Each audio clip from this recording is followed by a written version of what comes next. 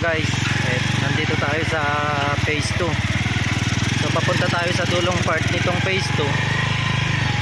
So itong video na to, ito yung makakatulong sa inyo kung ano yung pinagkaiba ng mga kada phase dito sa Mapa Nueve. So tutur ko kayo ngayon para magkaroon kayo ng idea. So ang pinaka main ng phase 2 is nandoon. So ito, sakop niya pa rin. So pupunta lang tayo dun sa dulo para makita niya na yung pinakahangganan niya.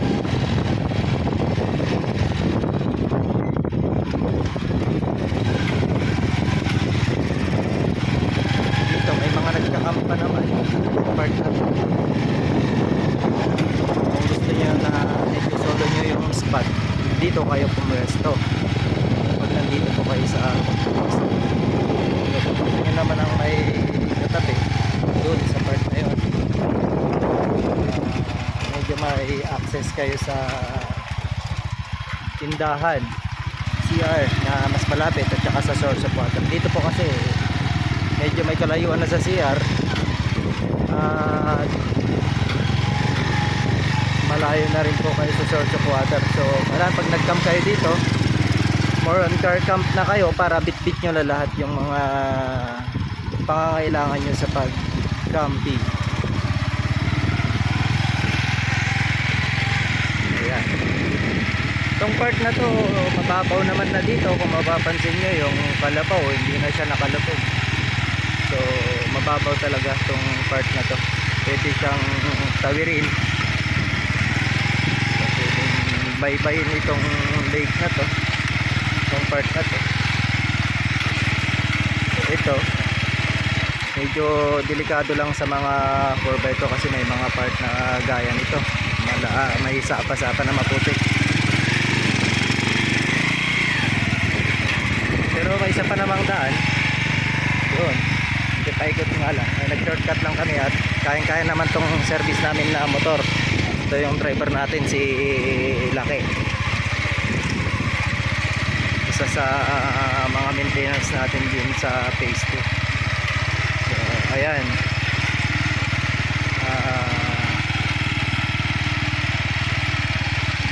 may mga kambing sa kabilang part. So kung mapapansin nyo, paliit na ng paliit tong lake dito. Ito kasi yung lagusan nung ano natin, Mapa Nueve Lake.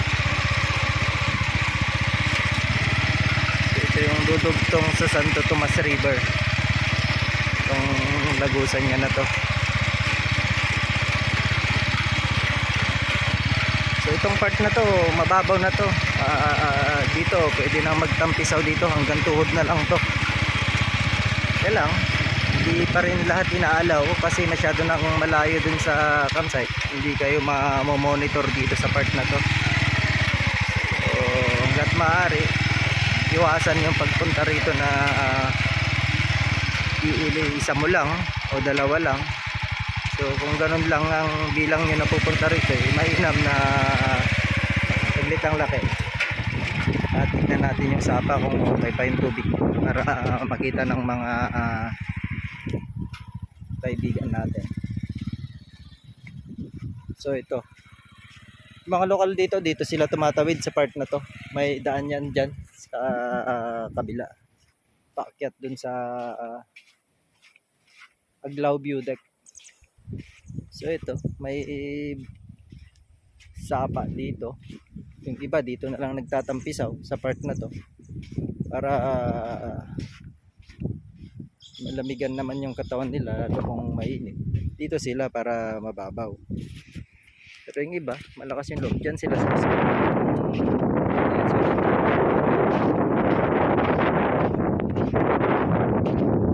So ito yung dulong part ng phase 2. Ayun, so malawak pa siya. Punta naman tayo dun sa kabilang phase. So ang unang madadatnan natin sa boundary, phase 1 agad. Then susunod na yung phase 4, tsaka phase 2 extension and phase 3. So baybayin natin yung coastal para makita nyo yung pagkakaiba nila. Okay, tara Laki.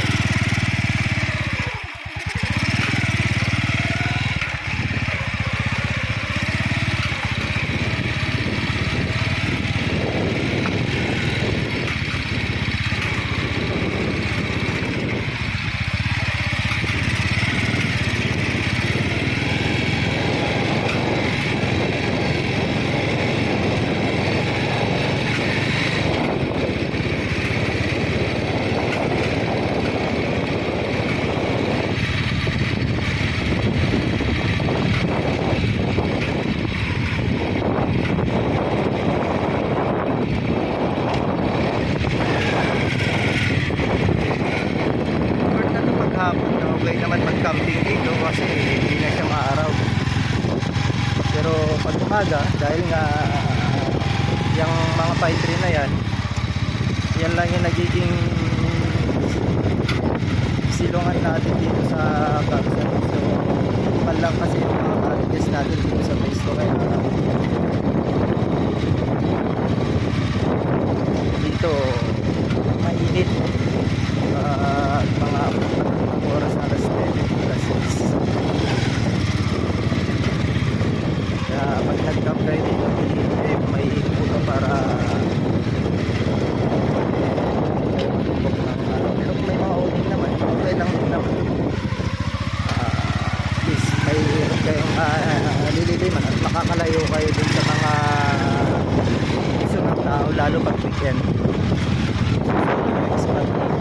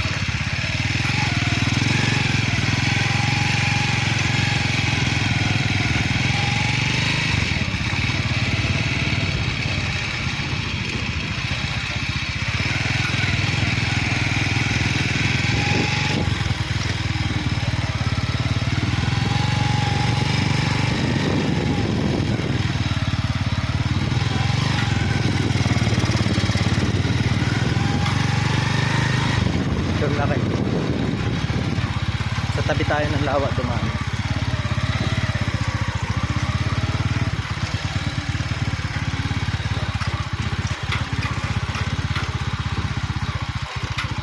So ito, may campers tayo dito na nakapagwero. So ilan lang ang campers pag weekend, weekdays, sorry. So ayan, may nakalagay na bawal maligo sa lake. Bawal maligo dito sa lake kasi nga terrain kasi itong area natin nung hindi pa siya nalubog sa tubig sanhi ng Mount Pinatubo. So isa pa sa reason kung bakit hindi nagbabawal maligo. Ang lake kasi natin is may part na ash pool pa yung mga nasa bandang ilalim nito. So para siyang putik pag nabasa. So may possibility kasi na pag lumubog yung paa mo baka dito ito naman yung guest natin na nag-photoshoot. Tatlo yung guest na nandito.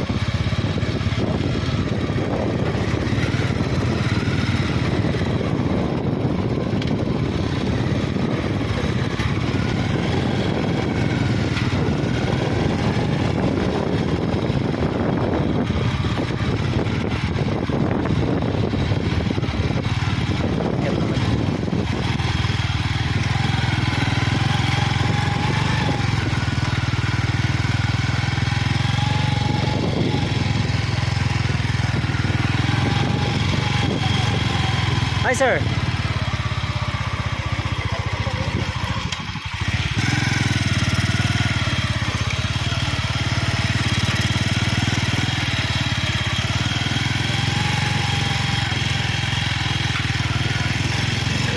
kabilang dulo ng phase 2. So ayan, nandun.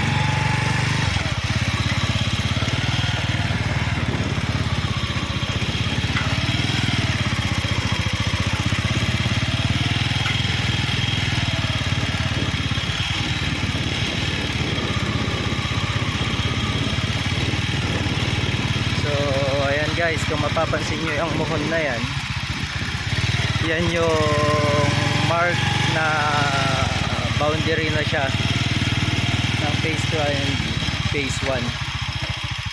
So pagpasok natin dyan sa kabila yan, phase 1 na. So ito phase 2 pa rin. So dito tayo dadaan malapit sa lake, kasi yung kuha natin is yung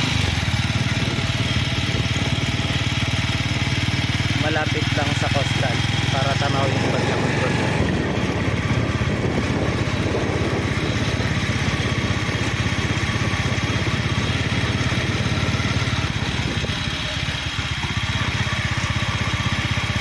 Ito, phase 1 na po ito. So yan po yung coastal area nila sa likod. Tapos yan, paglagpas natin ulit dito sa Mohon, phase 4 na po yan, phase 4.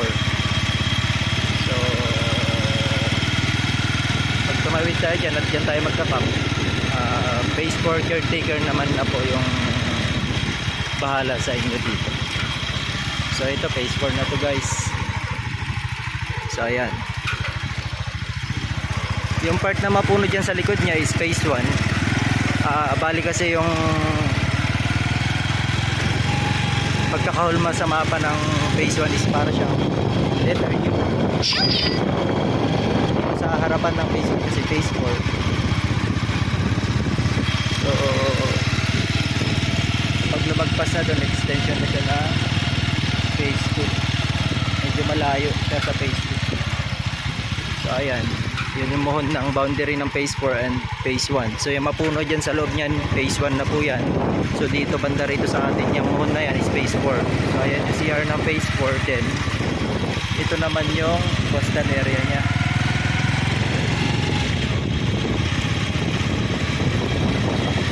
Ayan guys.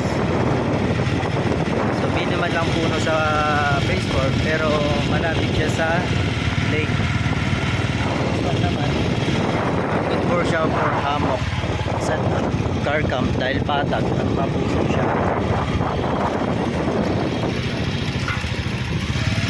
So dito naman tayo sa phase 2 extension. So ayan guys, yung mohon ng phase 4 and phase 2.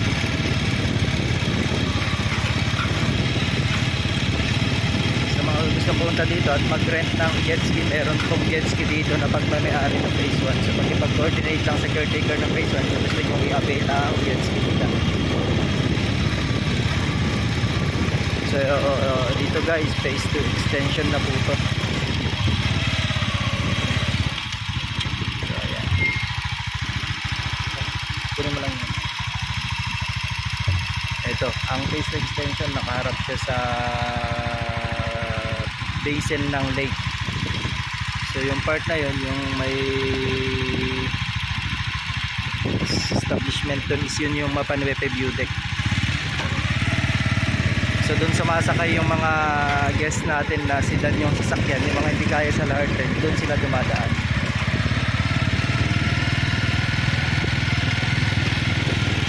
So ito, sa likod na to, phase 1 po to. Phase 2 extension, phase 1 ulit. So pahaba na letter U yung phase 1. So ito, yes, phase 1. Tayo na kayo. Sa phase 3 naman tayo. So yan, phase 3. Mga cottages po sila, may rooms po sila dyan for overnight. Kasi phase 1, 2, and 4, walang kubo for overnight. So cottages lang ang meron, lalo sa phase 2 ganun din. Pero ang phase 3, meron to silang rooms for overnight. Ayan. Then may mga ATV for rent po sila at kayak. ganon din po, mayroon din po silang floating resto. Lapit na lang po tayo kasi walang daanan sa part na to, may bakod siya, pero ayan po yung sakop ng phase 3 hanggang dun sa dulo. Then sa kabila nitong bakod na to may expansion pa. So ayan. Okay guys, salamat. Yan na lang muna ang may share ko sa inyo regard sa pagkakaiba ng mga campsite. So balik na tayo sa phase 2. Ayan. Ayan yung basin ng lake ng Mapanuete. Yan yung Mount Tagpuan.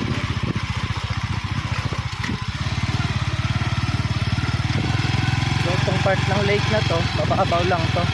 Pwede magtampisaw dito, pero hanggat maaari iwasan pa rin yung paglangoy-langoy na baka mapagpad kayo sa part na wala